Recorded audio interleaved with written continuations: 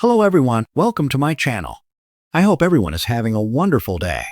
Before starting the video, please go ahead and hit the subscribe button and give this video a like up. In its 8th episode, Star Trek: Strange New Worlds confirms a fascinating truth about LT Spock. Leonard Nimoy's Spock made his debut in Star Trek, the original series, and went on to become one of sci-fi's most beloved characters. Strange New Worlds has offered even more insight into everyone's favorite half-Vulcan by exploring his life before the events of TOS. In Star Trek: Strange New Worlds Season 3, Episode 8, 4.5 Vulcans, Captain Christopher Pike and 3 of his crew members transform themselves into Vulcans for an away mission. Seeing his crewmates as full-blooded Vulcans forces Spock to confront his own struggle to reconcile his human and Vulcan halves. 4.5 Vulcans doesn't explore Spock's psyche as much as it could have, but the episode does confirm that Spock has at least one very un-Vulcan-like habit. When Number 1 has to meet up with her Vulcan ex, Doug, she asks Spock to accompany her. Una panics upon seeing her ex, suddenly claiming that she and Spock are married, and Spock effortlessly goes along with her lie.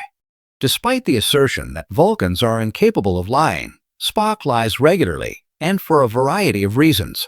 In 4.5 Vulcans, Spock goes along with Una's ruse, partially because she's his superior and ordered him to, but also because he's her friend.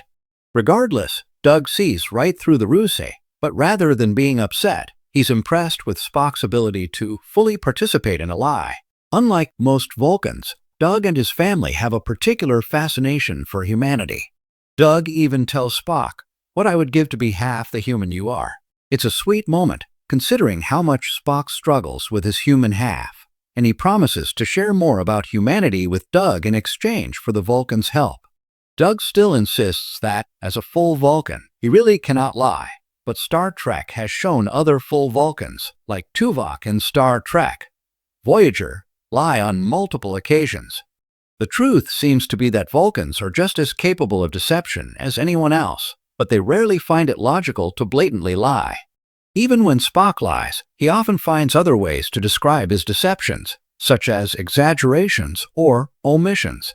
Back in Strange New Worlds Season 2 Charades, Spock's mother, Amanda, visited the Enterprise and helped him conceal his recent human transformation. This suggests that Spock's mother helped him perfect the art of lying, but he's always been willing to bend the truth. As a Starfleet officer, Spock regularly has to conceal confidential information or disguise himself as a human or other alien for away missions. Because of this, Spock lies numerous times throughout Star Trek, the original series. In one notable mission, in Season 3's The Enterprise Incident, Spock seduces a Romulan commander, Joanne Linville, to help Captain Kirk, William Shatner, steal a Romulan cloaking device. Spock's ability to lie became a bit of a running joke in the Star Trek films, as he found various ways to justify and explain his reasoning. In Star Trek II, The Wrath of Khan, Spock gives a false status report to Admiral Kirk, knowing that Khan Noonien Singh Ricardo Montalban is listening. When Saavik Kirstie Alley exclaims that Spock lied, Spock replies that he exaggerated. Spock lies multiple times in Star Trek VI, The Undiscovered Country, informing Starfleet Command that the Enterprise is experiencing engine trouble, which he describes as an error rather than a lie. Spock later tells the traitor Valerie's Kim Cattrall that they will pretend their conversation never happened, which is an omission, not a lie.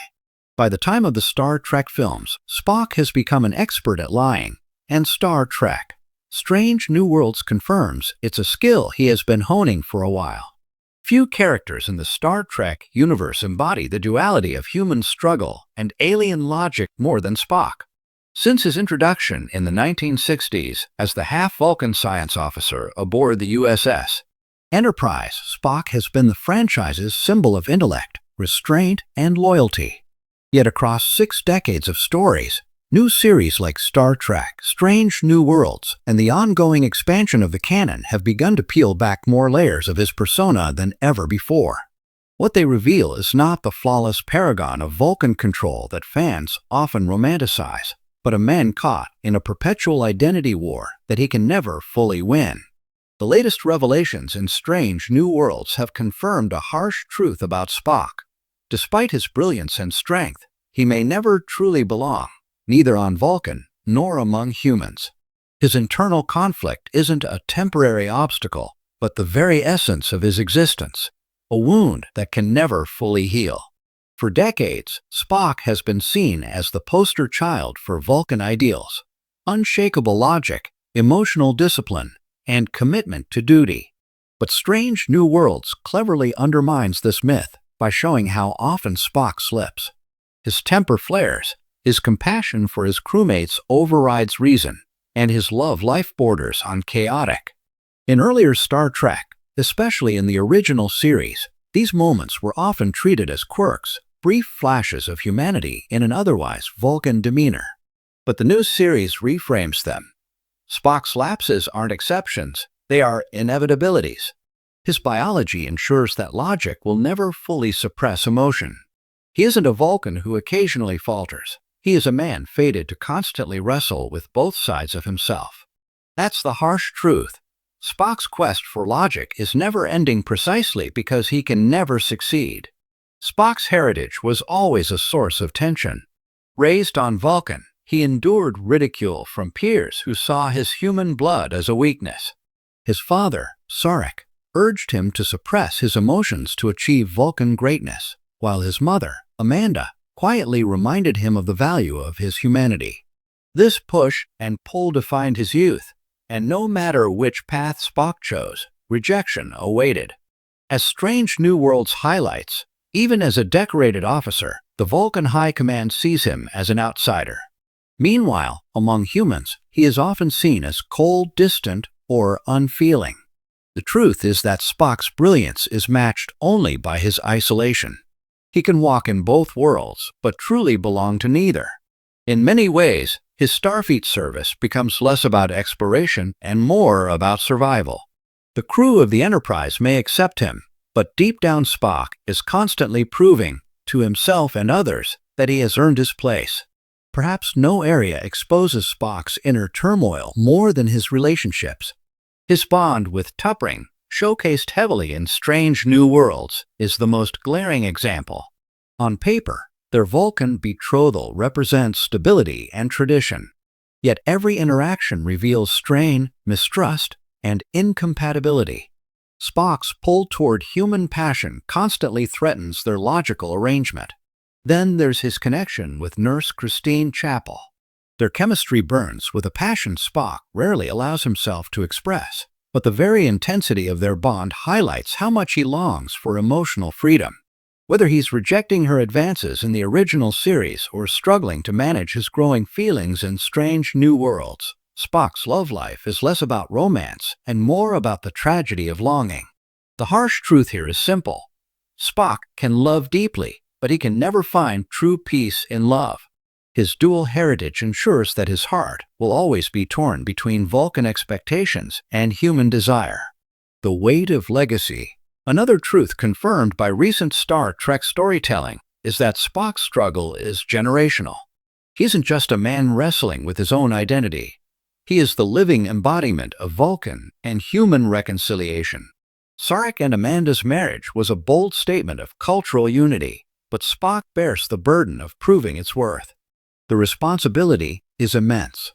Every action he takes is judged not only for himself, but for what it says about Vulcan-human relations. When Spock fails, it becomes a justification for Vulcan prejudice. When he succeeds, his victories are chalked up to the Vulcan side of him rather than his humanity.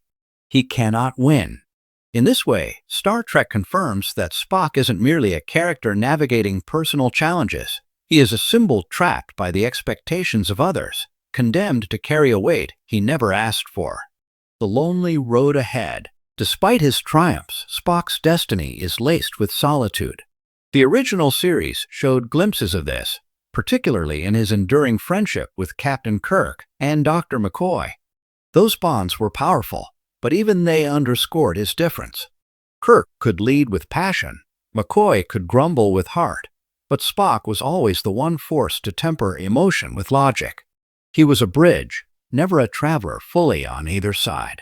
In Strange New Worlds, that loneliness is heightened. His attempts to embrace human experiences, from humor to romance, often leave him more exposed, vulnerable, and uncertain. The harsh truth the show emphasizes is that this loneliness isn't a phase of his life. It is his life. Even in later years, as an ambassador and elder statesman, Spock remains apart, respected yet never truly understood. Why it matters. So why does Star Trek lean into this harsher portrayal of Spock? The answer lies in what the character represents. Spock's inner conflict is a mirror for the audience. The feeling of being caught between identities, of never quite fitting in, of striving for perfection that is always just out of reach.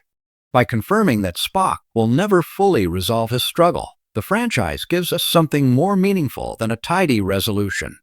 It reminds us that identity isn't always about resolution. Sometimes it's about endurance, growth, and finding meaning within the conflict. Spock's harsh truth is that he will never achieve the Vulcan ideal. But his greatness doesn't come from perfection, it comes from the fight itself. His humanity, far from being a weakness, is what makes him relatable, compelling, and ultimately heroic. Final thoughts.